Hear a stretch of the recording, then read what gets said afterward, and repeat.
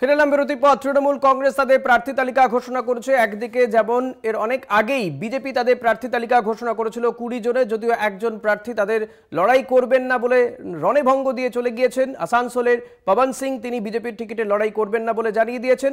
তৃণমূল কংগ্রেসও আজকে তাদের 42 জনেরই নাম ঘোষণা করলো এবং একেবারে চমকে ভরা এই 42 জন প্রার্থী এবং যেভাবে ঘোষণা করা হলো আজকে প্রার্থী তালিকা, তা কিন্তু এ রাজ্যে অন্তত এভাবে কোনোদিন প্রার্থী তালিকা ঘোষণা হয়েছে বা তৃণমূল কংগ্রেস করেছে ব্রিগেড সমাবেশ থেকে সেটা দেখা যায়নি। আমাদের সঙ্গে রয়েছে নিউজ রুম থেকে পলিটিক্যাল এডিটর আশিস চট্টোপাধ্যায়। আশিসদা, আপনার কাছে যেটা জানতে চাইবো, 42 জনের নাম ঘোষণা করে দিয়েছে তৃণমূল কংগ্রেস, ফলত এটা পরিষ্কার যে এ রাজ্যে এনডিএ জোট হচ্ছে না, অর্থাৎ কংগ্রেস তৃণমূল কংগ্রেসের মধ্যে কোনো জোট যে হচ্ছে না সেটাও আজকে পরিষ্কার হয়ে গেল। ঋষি, আপনি খুবই একটা গুরুত্বপূর্ণ দিকে দর্শকের দৃষ্টি আকর্ষণ করেছেন। এখন পর্যন্ত রাজনৈতিক ছবিটা পশ্চিমবঙ্গের ক্ষেত্রে যেটা হলো সেটা হচ্ছে বিজেপি অর্ধেকের কয়েকটা কম আসনে প্রার্থী ঘোষণা করেছেন। তার মধ্যে একজন, আপনি যেমন বললেন, আসানসোলের প্রার্থী, তিনি পবন সিং, তিনি প্রত্যাহার করেছেন। আর তৃণমূল কংগ্রেস 42টি আসনেই প্রার্থী ঘোষণা করে দিল। সুতরাং এর একটা ফল হচ্ছে যে এখানে কোনো ইন্ডিয়া জোট হচ্ছে না। সুতরাং কংগ্রেসকে আসন দেওয়া বা অন্য ইন্ডিয়া জোটের কোনো অংশীদারকে আসন দেওয়ার আর প্রশ্ন তৃণমূলের কাছে নেই। তৃণমূল কংগ্রেস সোজাসুজি 42টি আসনে প্রার্থী ঘোষণা করে দিল। গতকাল পর্যন্ত আমরা সূত্র মারফত জানতে পারছিলাম যে কংগ্রেস একটা ব্যাকডোর চ্যানেলে কথাবার্তা চালাবার চেষ্টা করেছিল এবং তারা তাদের যে দাবি ছিল আসন সংখ্যার ব্যাপারে সেটা আরও খানিকটা কমিয়ে এনে একটা সমঝোতা করা যায় কিনা সেই চেষ্টা তারা করছিল এবং সেই জন্যেই বামেদের সাথে কোনো আলোচনা তারা করছিল না। গত এক সপ্তাহ দেড় সপ্তাহ ধরে বামপন্থীরা চাইলেও তাদের সাথে কোনো আলোচনাতেই বসছিল না কংগ্রেস। কিন্তু আজকে 42টি আসনে প্রার্থী ঘোষণা করে দেবার পরে কংগ্রেসের কাছে এদিকে আর কোনো রাস্তা রইল না, অর্থাৎ তৃণমূলের সঙ্গে জোট বাঁধার আর কোনো রাস্তা রইল না। এখন কংগ্রেসের সামনে দুটো রাস্তা খোলা।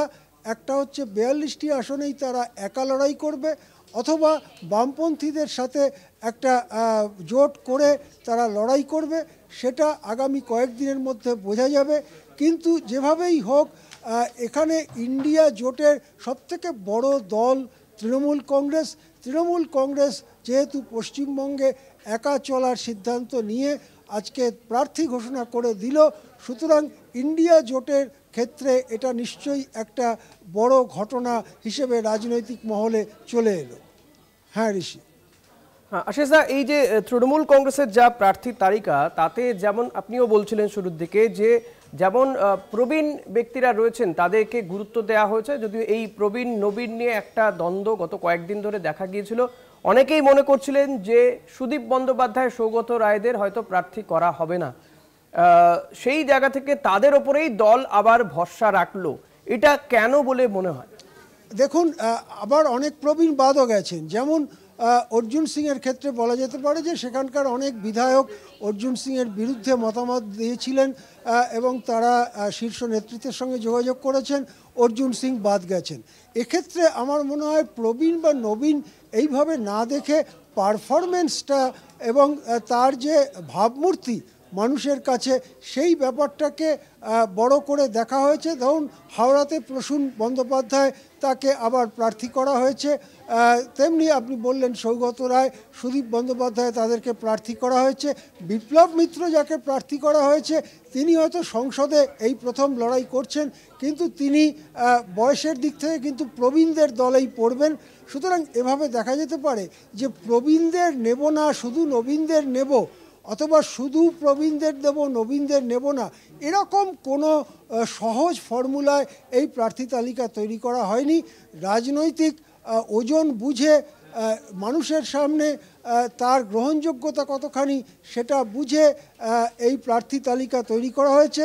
এবং স্বভাবতই এখনো পর্যন্ত যে প্রার্থী তালিকা সামনে এসছে তৃণমূল কংগ্রেসের এবং বিজেপির, তাতে কতগুলো বেশ ইন্টারেস্টিং লড়াই আমরা দেখতে পাচ্ছি। যেমন হুগলি হুগলি কেন্দ্রে আমরা দেখতে পাচ্ছি রচনা বন্দ্যোপাধ্যায় বনাম লকেট চট্টোপাধ্যায়। রচনা বনাম লকেটের এই লড়াইয়ের দিকে নিশ্চয়ই পশ্চিমবঙ্গবাসী তাকিয়ে থাকবে একটা অন্য কারণে, যে দুজনই অভিনয়ের জগৎ থেকে এসেছেন। রচনা অবশ্য এখনও অভিনয়, অ্যাঙ্কারিং ইত্যাদি কাজে খুবই ব্যস্ত থাকেন, এবং লকেট অবশ্য এখন একটু অভিনয়ের দিকটা কমিয়ে রাজনীতির দিকটা একটু বাড়িয়েছেন। আমরা দেখতে পাচ্ছি বিষ্ণুপুর কেন্দ্র খুবই ইন্টারেস্টিং। বিষ্ণুপুর কেন্দ্রে আমরা দেখতে পাচ্ছি সুজাতা মণ্ডল খাঁ বনাম সৌমিত্র খাঁ। সুজাতা মণ্ডল খাঁ এবং সৌমিত্র খাঁয়ের মধ্যে যে সম্পর্কের টানাপোড়েন সেটা আমরা গত কবছর ধরে দেখেছি। এবারে এইরকম একটা ইন্টারেস্টিং লড়াই আমরা সেখানে দেখতে পাবো। তেমনি আবার অনেক জায়গায় আমরা দেখতে পাচ্ছি, যেমন ধরুন হাওড়াতে প্রসূন বন্দ্যোপাধ্যায়, তিনি সিটিং সাংসদ, তার সঙ্গে রথীন চক্রবর্তী চিকিৎসক, পরিচিত চিকিৎসক, একটা ইন্টারেস্টিং লড়াই সেখানে হতে পারে। যাদবপুর কেন্দ্রে সায়নী ঘোষ বনাম অনির্বাণ গাঙ্গুলি গঙ্গোপাধ্যায়, তাদের লড়াইটাও ইন্টারেস্টিং হবে। বনগাঁয় যদি দেখুন তাহলে দেখবেন যে খুবই ইন্টারেস্টিং লড়াই। শান্তনু ঠাকুরের বিরুদ্ধে দাঁড়িয়েছেন তারই দল থেকে জিতে আসা, বিজেপি থেকে জিতে আসা বিধায়ক বিশ্বজিৎ দাস। সুতরাং শান্তনু না বিশ্বজিৎ, কোন দিকে নির্বাচক মণ্ডলী ঝুঁকে পড়েন সেটা অবশ্যই দেখার আছে। রানাঘাট দেখুন, রানাঘাটেও জগন্নাথ সরকারের সঙ্গে মোকাবিলা করতে নেমেছেন তাঁরই দল থেকে জিতে আসা বিধায়ক, যিনি অতি সম্প্রতি তৃণমূলে যোগ দিয়েছেন, সেই মুকুটমণি অধিকারী।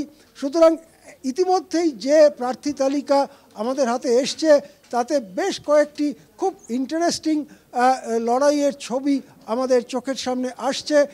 এরপরে বাম কংগ্রেসের প্রার্থী তালিকা প্রকাশিত হলে তখন সম্পূর্ণ ছবিটা আমাদের সামনে আসবে।